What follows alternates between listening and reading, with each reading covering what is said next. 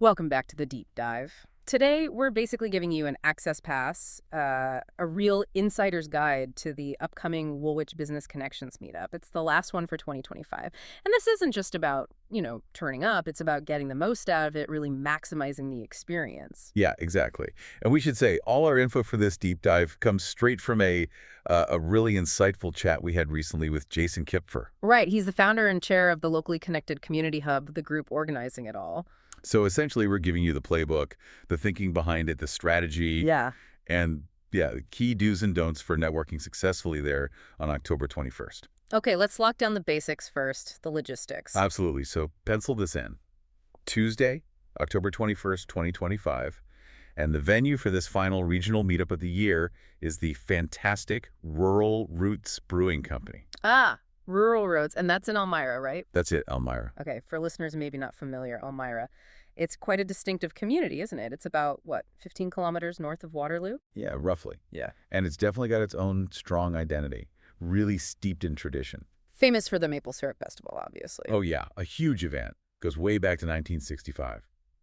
But it's also, interestingly, home to Canada's largest population of Old Order Mennonites. Which really speaks to that deep-rooted community feel. Totally. It sets the scene perfectly for this kind of event. Yeah. Now, timing. Right, because these aren't just quick, hello, here's my card type things, are they? Not at all. Mm-hmm. Officially, it runs 7 p.m. to 9 p.m. Mm-hmm. But Jason really emphasized they never kick people out right at 9. Good to know. Yeah. He said the atmosphere is usually so good, so welcoming, that depending on the energy, the conversations just keep flowing. Sometimes networking goes on well into the evening, maybe even until the brewery actually closes. So definitely don't plan to dash off right at 9. Block out the evening. Good plan. Okay, let's unpack the group behind this, the locally connected community hub. Yeah. Understanding where they came from seems pretty crucial to understanding the event itself. It really is. It's a total grassroots thing. Been going for almost 9 years now. 9 years, wow. Yeah, kicked off back in January 2017. And it started so simply. Just a Facebook post. Seriously, a Facebook post? Yeah, on a local neighborhood page in Waterloo.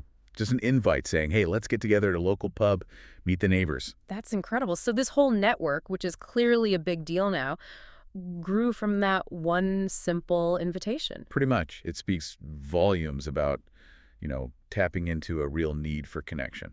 And Jason mentioned now they have 7 active chapters. 7?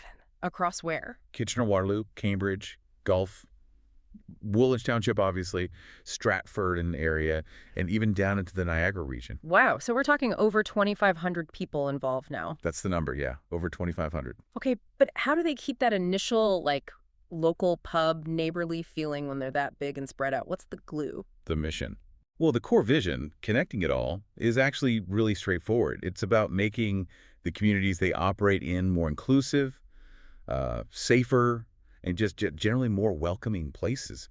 Yeah, for living, working, playing, shopping, everything. So it appeals across the board, not just, say, business owners. Definitely not just B2B. Jason was super clear on that. You get everyone.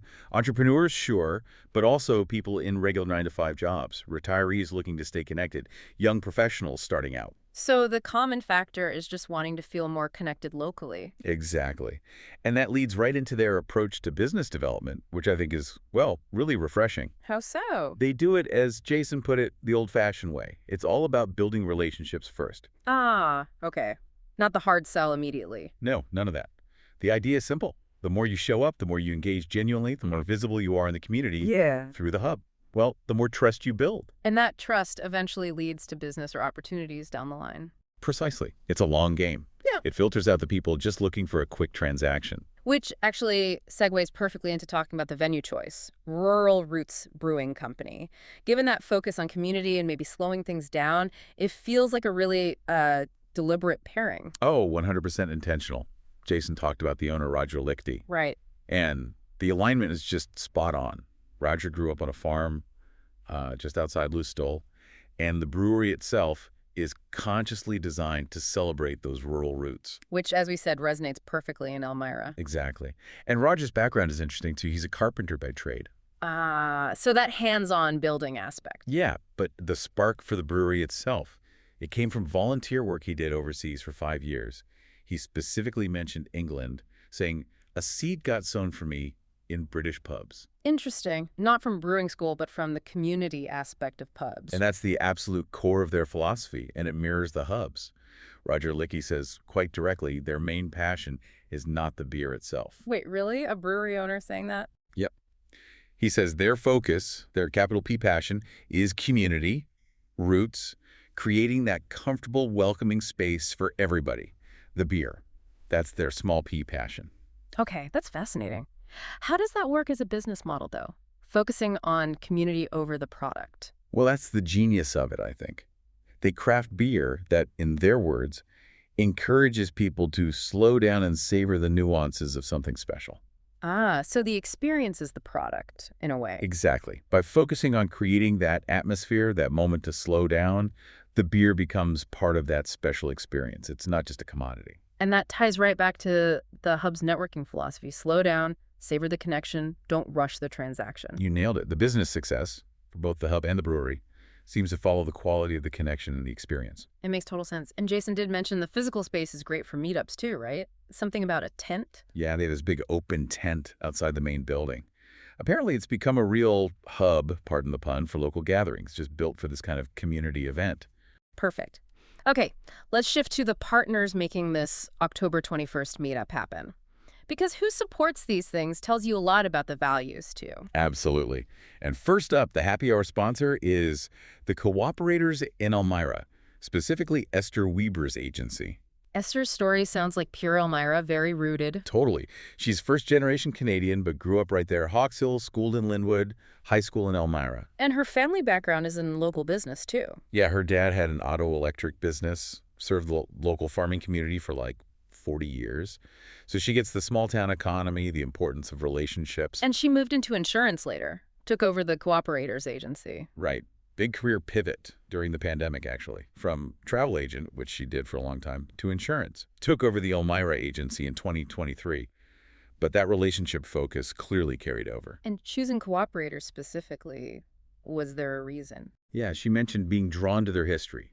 You know, Canadian-owned, celebrating 80 years this year, started by prairie farmers. That whole story of community mutual support really clicked with her and resonates locally. That local history angle is great. We heard these stories about agents back in the day, like Howard Shue in the 70s, literally signing policies on kitchen tables. And Esther apparently loves that tradition. She makes a point of having that physical brick-and-mortar agency. Wants people to be able to come in, sit down, have a proper conversation. Kind of pushing back against the purely digital, impersonal trend. Exactly. Prioritizing that long-term relationship over just a quick click. It's the same philosophy as the hub. And worth noting, Esther's also on the volunteer committee for Woolwich Business Connections, alongside the chair, Stephen Parker. She's really invested. Good stuff. Okay, who else? The photographer is key for capturing the vibe, right? Definitely. That's Rob Cooper. Rob Cooper Photography. His involvement is really interesting, too. So? Well, he came from an IT background. Switched to full-time photography in 2019. He went to his first hub meetup in December 2024. Saw the energy. And realized holding a big camera is a brilliant icebreaker at a networking event. Pretty much. Jason said he mentioned that. But beyond the icebreaker, Jason emphasized Rob's professionalism. He said Rob's photos have really helped elevate the hub's brand online. It's more than just snapshots, though. Oh, yeah. Rob captures, like, the story of the meetup, the energy, the interactions, the genuine connections happening, not just posed shots. It shows people what the hub feels like. Nice. And then there are door prizes, which always adds a bit of fun. What do they tell us? The list of sponsors for those really shows the local buy-in. It's not just one type of business. Like who? Well, you've got Ebby Manor Golden Guernsey Dairy Market from nearby Conestoga with local agricultural roots. Then Gecko Websites right there in Elmira, so tech representation. Plus regional players like Control V, Shineco Cleaning. Even the Chamber of Commerce. Yeah, the Greater Kitchener-Waterloo Chamber is involved, too. It shows that connection between the hyperlocal Woolwich scene and the broader regional business community. It's a real mix. Okay, this is the crucial part, the real insider's guide. If you're heading there on the 21st, what do you absolutely need to know to, like, fit in and make the most of it? Right, the how-to. First thing, relax. The dress code is business casual, but leaning casual. No need for suits or ties. It's meant to be welcoming, not stuffy. Good. What about the interaction style? This is key. Positive interactions, inclusivity, respecting different views. That's the baseline. But the big rules are about maintaining that community feel. Okay, lay 'em on us. Rule number one, and probably the most important, no hard selling. Absolutely no aggressive sales pitches. Don't monopolize conversations talking only about your product or service. Focus on the person, not the pitch. Exactly. Build the relationship first, Yeah. which leads to rule number two. No deal closing at the event itself. Meaning, if a conversation naturally leads towards a potential sale, or maybe a service agreement, or even a fundraising ask, that's great. But arrange to follow up outside the meetup. The event space needs to stay purely focused on connection, getting to know people. That makes sense. It protects the atmosphere, keeps it from feeling transactional. Precisely. It forces everyone to prioritize rapport. Trying to close a deal right there breaks the whole vibe, the social contract of the event. Got it. What else? Remember the venue. Support rural roots if you can. Buy a drink, maybe an appetizer. It shows appreciation for them hosting. Good point. And basic courtesy, settle your tab, tip the staff. Of course. And one last little logistical thing for fairness. If you're lucky enough to have your business card drawn for a door prize, Yeah. just choose one prize, please. Spread the love. Let more people benefit from the local sponsors' generosity. Makes sense. Okay, so that covers the October 21st event. But the hub keeps things moving, right? What's coming up after Woolwich? Oh yeah, they're already looking ahead. November is going to be focused on giving back across all chapters. How so? Any chapter holding a meetup in November will also be collecting non-perishable food items and cash donations, all going directly to their local food banks. Nice integration of community support right into the networking. Yeah, that's very them. Then, looking towards the end of the year, there are two big regional events you need to flag early. Okay. December 8th is the annual locally connected festive meetup. It's at Maxwell's Concerts and Events in Waterloo. This is their big end-of-year bash for everyone. And it's tied to a charity drive, isn't it? Yep, fourth year partnering with the Waterloo Knights of Columbus. They collect toys and cash for the New Toys for Needy Kids drive. Jason warned us, this one sells out fast, like really fast. So register early if you want to go. Duly noted. And the other big one? That's looking into next year. January 26th, 2026 will be their 9th anniversary celebration. 9 years. Where's that happening? Back where they've held meetups since 2019, Morty's Pub in Waterloo. It's another signature event, a tradition, and again, it always hits capacity super quickly, a real celebration of their roots. It's impressive how they offer ongoing ways for businesses to get involved, beyond just the meetups themselves. Totally. They provide a lot of visibility options, Yeah. like the Connects SWO app they launched on Canada Day. Right, the local directory app. Yeah, aiming to be the biggest free shop local directory for South and Southwestern Ontario. You can get your business listed right now through their website, locallyconnected.ca. And what about the holidays? Any specific promotions? Yes, the 12 Days of Christmas Shop Local Edition. They're looking for businesses right now. How does it work? They need 12 businesses from each of the 6 chapter areas, so 72 businesses total. Each business offers a special one-day-only deal during the holiday season. Great exposure. Is there a deadline for that? Yep. Need to secure your spot by October 31st to be part of that campaign. Okay. And direct sponsorship of meetups is also an option. Absolutely. For $200, you can be the happy hour meetup sponsor. That money helps cover appetizers for everyone, which is always appreciated. And you get some spotlight time. You do. You get a chance for a brief introduction, tell everyone who you are and what you do. Direct exposure to an engaged audience. And they seem open to other collaborations, too. Very much so. Mhm. Jason mentioned if you have things like a loyalty program or a mobile app or maybe an exclusive discount you could offer members, reach out to them. They're keen to promote things that drive business for their members through newsletters, social media, whatever works. They really try to be a partner. So there you have it. That's the deep dive, your complete insider's guide to the Woolwich Business Connections meetup, the hub's whole relationship-first philosophy, and what sounds like a really great night planned at Rural Roots Brewing Company. Definitely check out locallyconnected.ca for all the details, registration, the works, and maybe share the event on Facebook.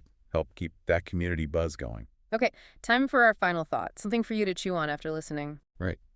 So, considering everything we've talked about, the community hubs focus on genuine relationship building and Rural Roots' whole philosophy about crafting beer to help people slow down and really savor a moment. Yeah. Here's the question for you. How can you consciously take that slow down and savor approach into your own professional networking? How can you intentionally focus on building real depth in your connections rather than just constantly trying to expand the breadth of your contacts? Something to think about. We hope this helps you make the most of the event, We look forward to seeing you at Rural Roots Brewing Company in Elmira,